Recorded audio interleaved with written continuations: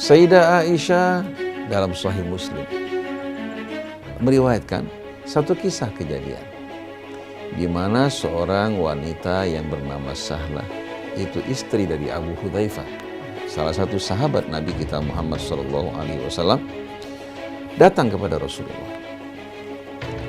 Sahlah mengatakan, "Ya Rasulullah, Abu Hudzaifah akhir-akhir ini merasakan perasaan yang tidak nyaman terhadap anak angkatnya yang bernama Salim, yang dari mulai kecil dibesarkan oleh Abu Hudzaifah dan Sahlah.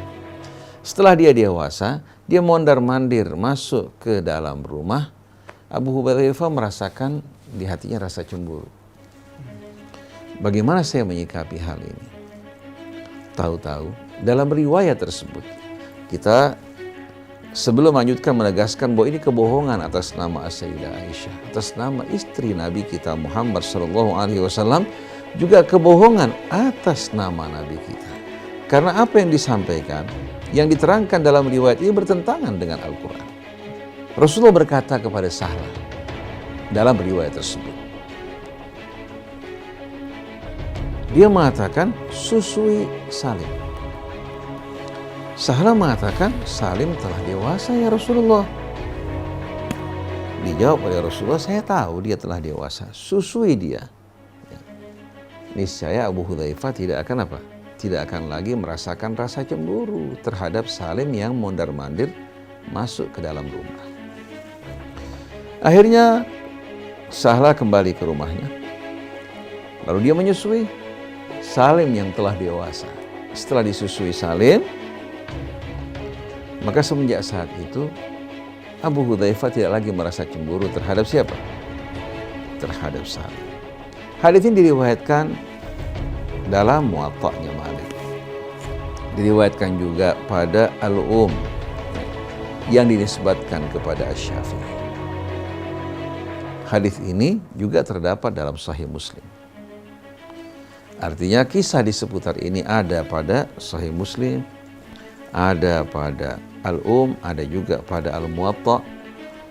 Dan kita saksikan bagaimana Ibnu Hazmin Al-Zahiri dalam bukunya Al-Muhalla membela habis-habisan hadis ini dan mengecam orang yang mengingkari, menganggap orang yang sama sekali tidak memahami agama. Padahal kalau kita renungkan bersama-sama, perintah Nabi kepada Sahlah untuk menyusui Salim yang telah dewasa seharusnya menambahkan rasa cemburu Abu Hudzaifah. Nanti kalau seandainya kita sebagai seorang laki-laki rela nggak membiarkan hal ini terjadi? Nggak akan. Seorang dewasa menyusu pada istri kita, mustahil. Orang di barat sini nggak bisa menerima yang hidup jauh dari tuntunan Al-Qur'an, apalagi kita kaum muslim. Oleh karena itu, apa yang diarahkan oleh Nabi dalam riwayat tersebut bertolak belakang dengan betul-betul sikap kepedulian bangsa Arab terhadap kehormatan. Mereka dahulu tenggelam dalam kejahiliahan, tapi berkaitan urusan wanita-wanita mereka pertaruhkan dengan nyawa mereka, sampai syair jahili yang bernama Zuhair bin Sulma mengatakan, "Wa man lam yabut an haudihi bisilahihi yuhaddam."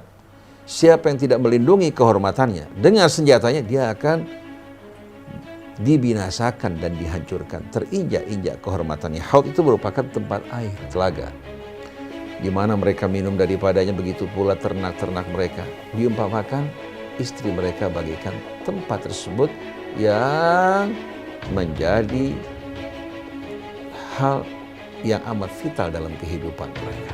Imam Syafi'i mengatakan dalam riwayat tersebut bahwa ini khusus buat Salim. Imam Syafi'i pun berat untuk menerima hal ini. Dan uniknya, dalam riwayat-riwayat yang lain, bahwa istri-istri Nabi menolak untuk menerima. Menolak untuk menerima apa? Laki-laki yang disusui dengan cara seperti ini, yang telah dewasa, untuk masuk ke rumah mereka. Padahal kita semua tahu sejarah Sayyidah Aisyah Ummul Mukminin radhiyallahu anha, kita temukan beliau seorang yang kritis dalam menerima riwayat.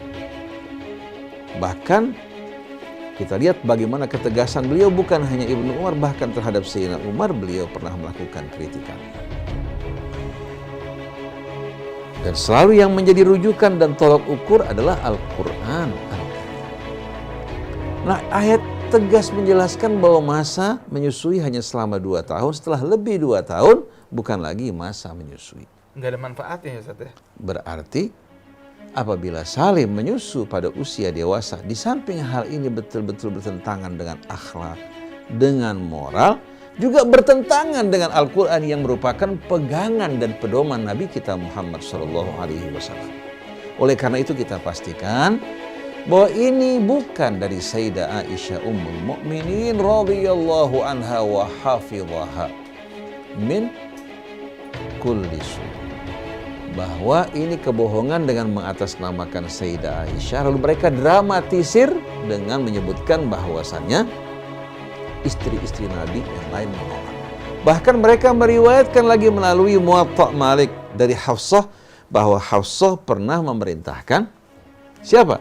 Pernah memerintahkan seorang untuk menyusu pada saudari perempuannya, Fatimah bintul Khattab, agar pria tersebut yang dewasa setelah menyusu menjadi muhrimnya.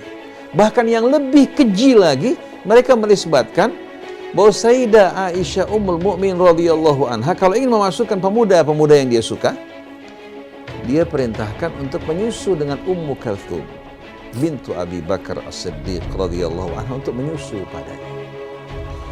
Ini tuduhan yang keji, kebohongan yang direkayasa, didramatisir dari mulai masa lampau, di mana mereka tidak mampu untuk mengubah ayat-ayat Al-Quran, tidak mampu untuk menimbulkan keraguan-raguan kepada Al-Quran, maka melalui riwayat setelah mereka menyusup ke dalam, mereka menciptakan berbagai macam kebohongan yang diterima dengan lugu, karena riwayat ini terdapat dalam buku yang mereka pandang sahih, padahal tidak ada jaminan dari Allah maupun dari Rasul selain dari Al-Quran sebagai kitab yang terjamin kesucian kebenarannya, baik itu Bukhari, Muslim, kitab yang lain. Begitu pula versi yang ada di Syiah, Al-Kafi, Man la yahduruhul faqih dan lain-lainnya. Tidak ada jaminan buku-buku ini sebagai buku yang terjamin kesahihannya, tapi benar tidak benarnya dicocokkan terlebih dahulu dengan Al-Quran. Dia merupakan hakim yang benar-benar diterima keputusannya. Karena apa? Karena Allah mengatakan alaihissallahu biahkamil hakimin. Bukankah Allah seadil-adilnya, setepat-tepatnya dalam memberikan keputusan? Ini betul-betul wal'iyadzubillah serangan yang ditujukan kepada Rasul dan kepada istri-istri Nabi kita Muhammad SAW, yang diterima, disambut oleh orang-orang kita, membelanya secara membuta tanpa mengoreksinya terlebih dahulu.